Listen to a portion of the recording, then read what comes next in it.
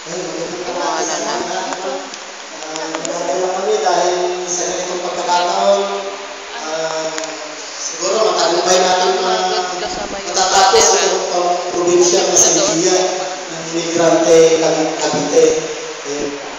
Banggitin ko lang po, kahapon, nakausap ko yung pamilya ng OFW na namatay sa bansang Kuwait dahil sa atake sa puso. Nakakalungkot isipin na hanggang sa kasalukuyan ay wala pa rin aksyon ang gobyerno Aquino kung paano lulutasin yung malawak ang disempleo dito sa ating bayan na nagtutulot sa kapamakan sa mga kababayan natin sa ibayong dagat.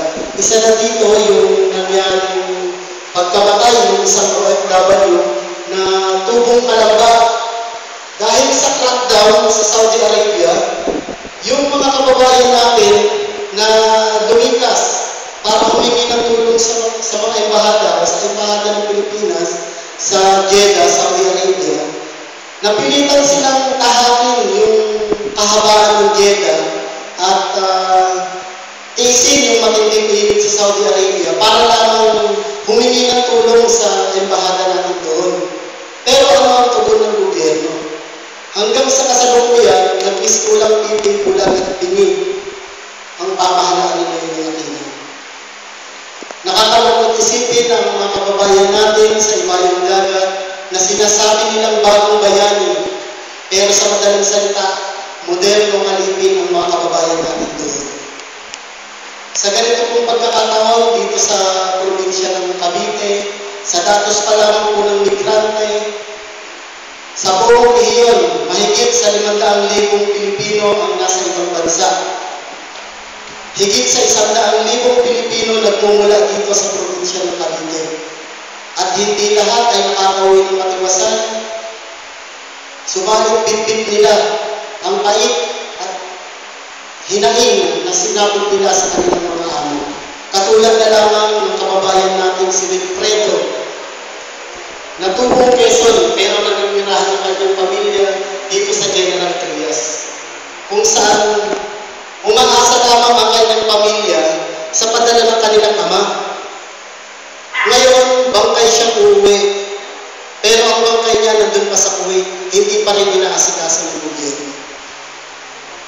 Kaya itong araw na ito, makasaysayan ang araw na ito upang pagbigkisin ang hanay ng mga migranteng Pilipino dito sa iba't ibang bayan sa Cavite.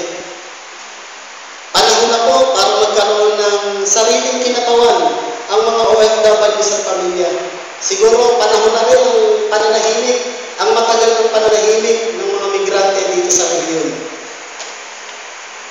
Ulat lamang po dito sa buong rehiyon, kauna-unahan ang migrante Cavite na maglulunsad ng pamprobinsyang asembleya.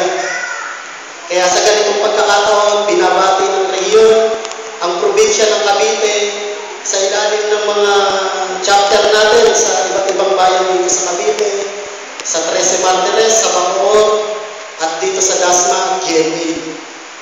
Kaya mga kasama, sa tingin ng migrante Southern Tagalog,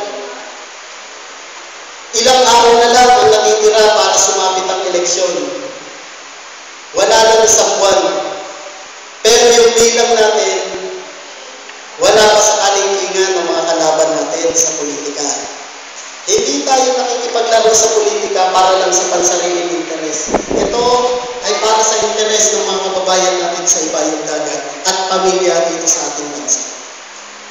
Kaya sa ganitong pagkakataon, yung diwa ng sama-samang tulungan at sama-samang tanggulan, sa ganitong pagkakataon pa lang mag-uumpisa ang pagtahak sa landas na kung saan lalabanan natin ang pagsasamantala sa mga manggagawa, sa simpleng mamamayan, sa simpleng karaniwang tao. Aabutin natin ang ating tagumpay hanggang sa Kongreso. Kaya sa ganitong pagkakataon, mga kasama, nakikiisa ang mga chapter natin sa iba't ibang probinsya, sa Laguna, sa Cavite, sa Batangas, sa Rizal, at sa Quezon, sa ilulunsad na assembly sa araw na ito. Kaya muli, nagpapaabot kami sa bahagi ng migrante Southern Tagalog ng isang taas ka pong pagpupugay sa lahat ng mga chapter dito sa bayan ng Bacoor, Trece Martires, GMA.